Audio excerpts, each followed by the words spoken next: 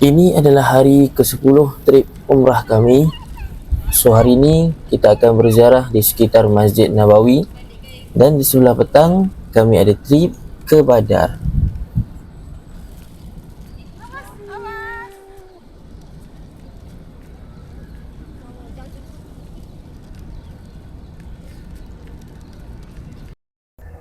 Dekat belakang ni adalah Saqifah Bani Sa'idah, di mana di sinilah tempat berlakunya pembaiatan Sayyiduna Abu Bakar As-Siddiq. Satu hari pada tanggal 12 Rabiul Awal kan, kewafatan Rasulullah sallallahu alaihi wasallam.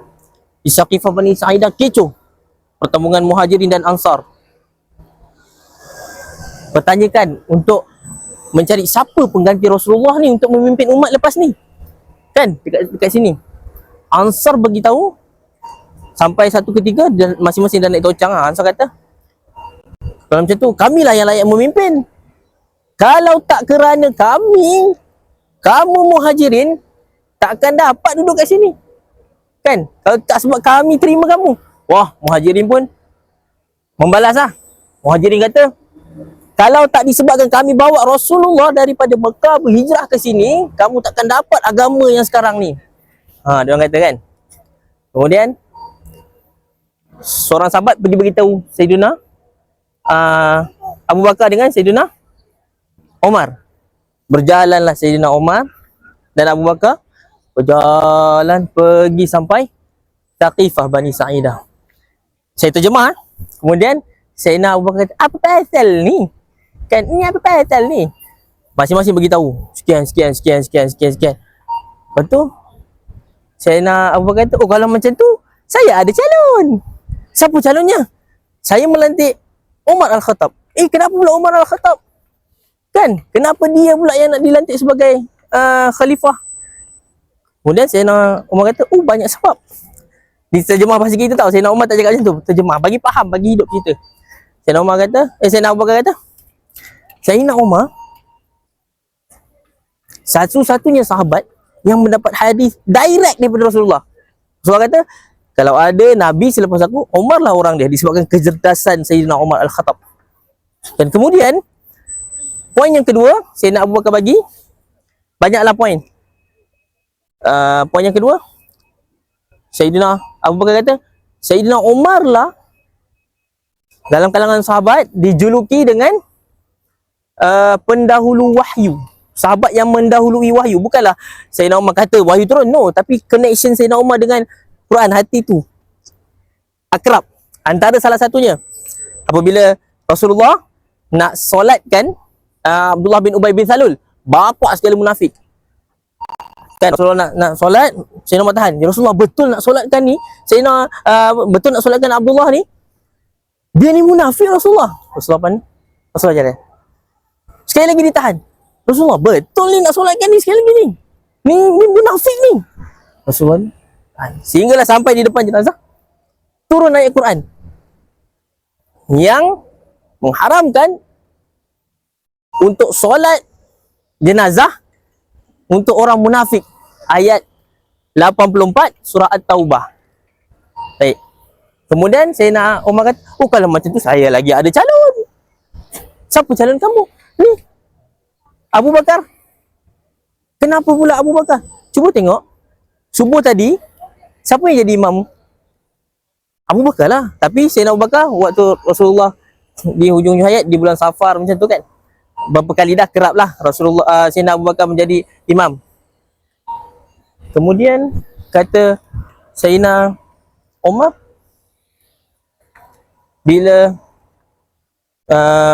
perbalahan macam tu, Sayyidina Umar kata, cuba tengok siapa yang jadi imam pagi tadi? Abu Bakar. Kan yang masing-masing cakap Abu Bakar lah. Waktu Sayyidina Abu Bakar dah macam tu, tiba-tiba Rasulullah keluar. Tempat yang tu lah, yang kita tengok Raudah tu kan, dia keluar. Rasulullah keluar, baginda keluar. Keluar bau Nabi. Sedap bau Nabi. Kemudian Sayyidina Abu Bakar perasan, Nabi. Sayyidina Abu Bakar ke belakang. Kemudian Nabi sampai ditahan. Makna Rasulullah suruh teruskan jadi imam. Sayyidina Umar kata, kalau Abu Bakar mengimami Rasulullah dan Rasulullah redha akhirat dia, kan? Kalau Rasulullah sendiri redha Sayyidina Abu Bakar memimpin akhirat dia, kenapa kita tak boleh redha Sayyidina Abu Bakar untuk menjadi khalifah? Maka beramai-ramailah berbaiat kepada Sayyidina Abu Bakar. Kalau macam tu, kami sepakat untuk terima Sayyidina Abu Bakar sebagai Khalifatul Rasul. Dijuluki dengan Khalifatul Rasul sebab Sayyidina Abu Bakar adalah khalifah pengganti kepada Rasulullah. Sayyidina Umar dijuluki dengan Khalifah min Khalifatul Rasul. Apa panggil? Pengganti kepada pengganti Rasulullah, iaitu Sayyidina Abu Bakar lah. Sayyidina Umar adalah pengganti kepada pengganti Sayyidina Abu Bakar. Okay, alhamdulillah kita dah Sobas. So hari ni program ni kita akan pergi ke Badar. Yang sekenik ni. So kita akan pergi ke Badar. Kita akan berhenti dan dekat Telaga Syifa. Hari ni hari yang keberapa tak? Tapi hari ni hari dekat Telaga Syifa ada Sabtu. air yang boleh kita. Jadi inilah dia railway zaman kerajaan Uthmaniyah Alun Amwad. Tapi disebabkan peperangan dunia, Perang Dunia Kedua, 4 orang, 4 ke 5 orang kan, tujuannya adalah untuk menghubungkan negara dengan negara Arab. Tapi sebabkan peperangan dunia dan sebahagian pemimpin Arab termakan dengan asas British, so dia dihentikan. Perjalanan ke Badar mengambil masa kurang lebih 2 jam. Namun kami di Badar ni tidaklah lama kerana nak melayankan kerenah driver-driver Mesir ni yang sangatlah berkira dengan masa. Jadi trip kami di Badar ini cuma singgah di makam syuhada Badar dan kemudian di tapak pertempuran Badar itu sendiri untuk kami solat asar di sana di Masjid Arish yang merupakan tapak kemah Nabi SAW dan tentera-tentera Islam Badar ketika itu sewaktu pertempuran Badar berlaku. Jadi inilah yang masjid ni baru dibina. Sebelum ni tak ada masjid ni, dia ada telaga je kat situ. Okay, kita akan berhenti nanti dekat Telaga Syifa, insyaAllah.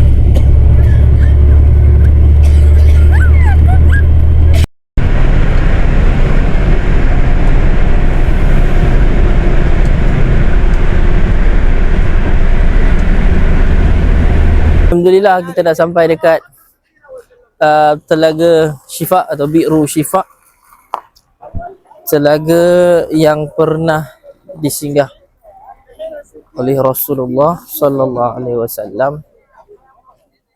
Okay.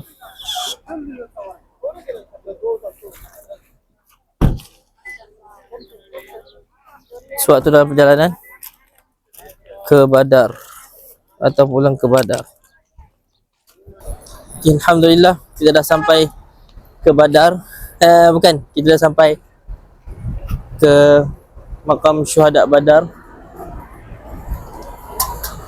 Semua para sahabat yang gugur syahid di medan Badar ketika berlakunya pertempuran pada 17 Ramadan 2 Hijrah. Jadi kat depan ni adalah makam Ahlul Badar. Seramai 14 orang disembadikan di sini, 1 tidak disembadikan di sini.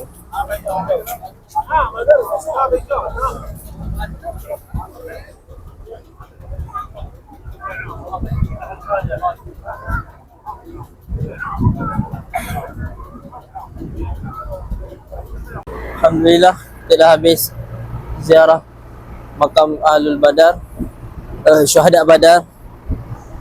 So kita nak teruskan perjalanan ke Masjid Arish dan tapak pertempuran Badar. So kita ambil ibrah dan pengajaran dari peristiwa Badar yang berlaku. Ini adalah Masjid Arish, tapak kemah Nabi SAW bersama para sahabat di Badar. Dan di mihrab itulah tempat Nabi SAW bermunajat, berdoa kepada Allah SWT untuk kemenangan tentera Islam di Badar ketika itu. Sayyidina Ali, tengah ni Sayyidina Hamzah, dan dekat tepi ni Sayyidina Abu Ubaidah Al-Harith. Sayyidina Ali lawan Al-Walid kat situ, Sayyidina Hamzah lawan Syaibah bin Rabi'ah, dan Sayyidina Utbah, Sayyidina Abu Ubaidah melawan Utbah ibn Rabi'ah di sini. Maka berlakulah pertempuran 3 lawan 3. Kita kat mana? Jabal Malaikat. Turunnya malaikat, ribuan malaikat, sewaktu pertempuran di Badar. Cuba bayangkan macam mana malaikat turun, seramai-ramai malaikat membantu tentera Allah di sana. Membantu tentera Allah di sana. Demi untuk memenangkan Islam ketika itu, maka Allah menghantar beribu malaikat untuk membantu, dan inilah dikatakan kawasan turunnya malaikat itu.